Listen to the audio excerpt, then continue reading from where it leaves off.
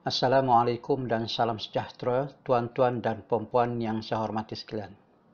Berjumpa lagi kita dalam slot terakhir dalam membincangkan berkaitan dokumen standard kurikulum dan pentaksiran bahasa Melayu tahun 5 SK dan SJK.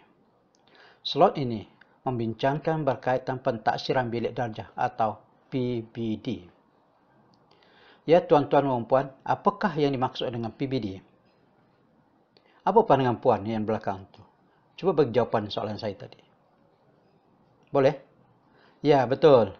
Ya, tuan-tuan dan puan, PBD iaitu pentaksiran yang dilakukan di dalam bilik darjah sewaktu proses PDP berlaku bagi membantu mengenal pasti tahap penguasaan murid terhadap standard pembelajaran yang diikuti oleh murid. Diharapkan tuan-tuan dan puan dapat memahami penjelasan berkaitan pertimbangan profesional tadi. Seterusnya, guru-guru perlu faham template pelaporan yang perlu dilengkapkan oleh guru.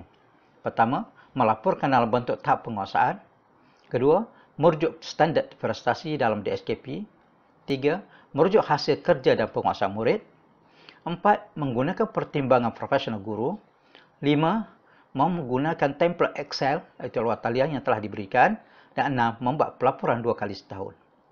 Untuk makluman tuan-tuan dan puan, template ini mengandungi kemahiran mendengar dan bertutur, kemahiran membaca dan kemahiran menulis.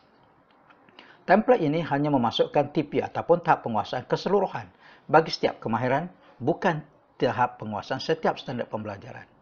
Ini bermakna, tahap penguasaan yang diberikan adalah bergantung kepada kesemua standard pembelajaran setiap kemahiran yang telah diajar. Standard pembelajaran yang belum diajar tidak perlu diambil kira dalam pengujian tersebut. Walau bagaimanapun, dalam kes-kes tertentu, standard pembelajaran yang tidak diajar boleh langkau ke standard pembelajaran yang berkaitan.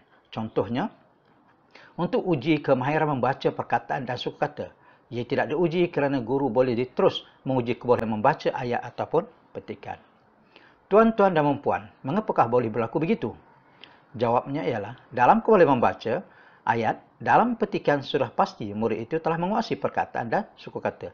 Jadi tahap penguasaan membaca murid tersebut telah boleh diberikan tanpa melalui standard pembelajaran suku kata dan perkataan.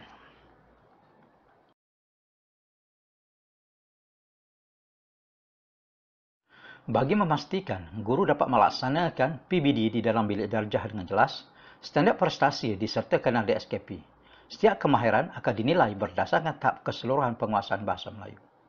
Terdapat 6 tahap penguasaan yang perlu dipahami oleh guru sewaktu melaksanakan PBD di dalam bilik darjah. 6 tahap penguasaan tersebut ialah tahap penguasaan 1 sangat terhad, tahap penguasaan 2 terhad, tahap penguasaan 3 memuaskan, tahap penguasaan 4 baik, tahap penguasaan 5 sangat baik dan tahap penguasaan 6 adalah cemerlang. Tahap penguasaan ini adalah tekal bagi setiap tahun. Walau bagaimanapun, setiap tahap tersebut bergantung kepada standard pembelajaran bagi setiap tahun pembelajaran murid. Tahap penguasaan 4, 5 dan 6 menggambarkan kebolehan murid menguasai setiap standard pembelajaran yang diberikan secara keseluruhan. Tahap penguasaan keseluruhan ini memberi gambaran keseluruhan kemahiran bahasa Melayu yang dikuasai murid.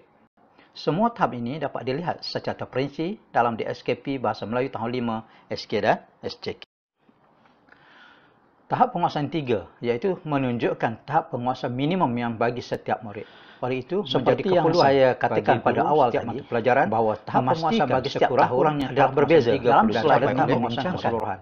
Misalnya, bagi standard pembelajaran tahun 3, dalam kemahiran membaca bagi tahun dan minimum yang bagi setiap dalam slide penguasaan bagi setiap tahun berbeza. Setiap kemahiran pembelajaran terdapat dalam kemahiran membaca bagi tahun seperti yang saya katakan pada awal slide.